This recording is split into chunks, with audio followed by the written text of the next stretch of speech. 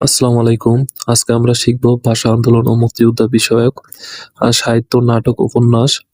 তোমরা যারা চাকরি প্রত্যাশী আছো, বিশেষ করে বিসিএস, প্রাইমারি, এনটিআর, সিএ, পিএসসির অন্যান্য পরীক্ষাগুলোতে তাদের ভাষা আন্দোলন, মুক্তিযুদ্ধ থেকে একটি প্রশ্ন এসেই থাকে। আজকে আমরা যে টপিকটি নিয়ে আলোচনা করব, আশা করি এই টপিকটি তোমরা মনোযোগ দিয়ে দেখলে বা শুনলে একটি প্রশ্ন এখান থেকে কমন থাকবে। আমরা কথা না বাড়িয়ে আলোচনা শুরু করি। প্রথম আমরা আলোচনা করব ভাষা আন্দোলন বিষয় সাহিত্য নিয়ে। প্রথম হচ্ছে নাটক। কবর নাটকটি কে রচনা করেছেন? কবর নাটকটি রচনা করেছেন মনির চৌধুরী। ভাষা আন্দোলন ভিত্তিক ছোট গল্প, একুশের গল্প রচনা করেছেন কে? জহির রায়হান। ভাষা আন্দোলন ভিত্তিক উপন্যাস আরেক ফাল্গুন, এটি রচয়িতা জহির রায়হান। আর্তনাদ, রচয়িতা শওকত ওসমান। নিরন্তন ঘণ্টা ধ্বনি, সেলিনা হোসেন। ভাষা আন্দোলনের সম্পাদিত গ্রন্থ ২১শে ফেব্রুয়ারি, রচয়িতা হচ্ছে হাসান হাফিজুর রহমান। এটি ২৪তম বিসিএস এসেছে। কবিতা কাঁদতে আসিনি, আহ, ফাঁসির দাবি নিয়ে এসেছি, এটি মাহবুবুল আলম চৌধুরী। স্মৃতিস্তম্ভ, রচয়িতা আলাউদ্দিন আল আজাদ। এবং ভাষা আন্দোলন ভিত্তিক চলচ্চিত্র জীবন থেকে নেওয়া, জহির রায়হান। এখন যে টপিকটি নিয়ে আলোচনা করব, এটি হচ্ছে মুক্তিযোদ্ধা বিষয়ক সাহিত্য, নাটক। আহ, প্রথম টপিকটি হচ্ছে যে অরণ্যের আলো নেই, রচিতা হচ্ছে নীলিমা ইব্রাহিম। পায়ের আওয়াজ পাওয়া যায়, রচিতা হচ্ছে সৈয়দ শামসুল হক। বকুলপুরের স্বাধীনতা, বর্ণচোরা ও কিচা শঙ্খচিল, এটি রচিতা হচ্ছে মমতাজ উদ্দিন আহমদ।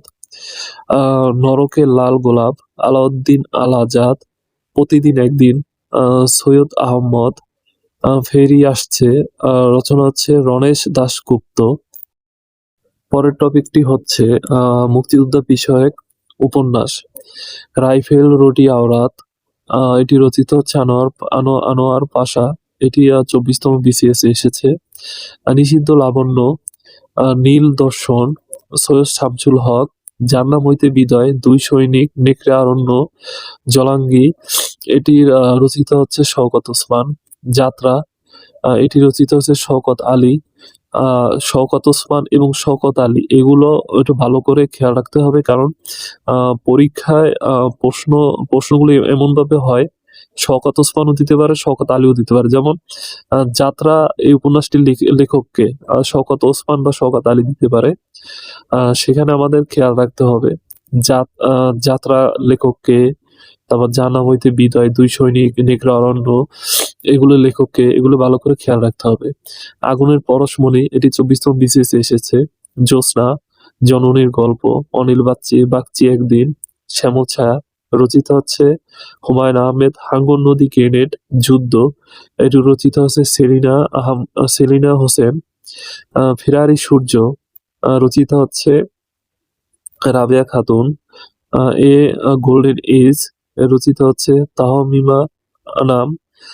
অদ্ভুত আদার এক, রচয়িতা শামসুর রহমান। কাবিলের বোন উপমহাদেশ, রচয়িতা আল মাহমুদ। জীবন আমার বোন, খেলাঘর, রচয়িতা মাহমুদুল হক।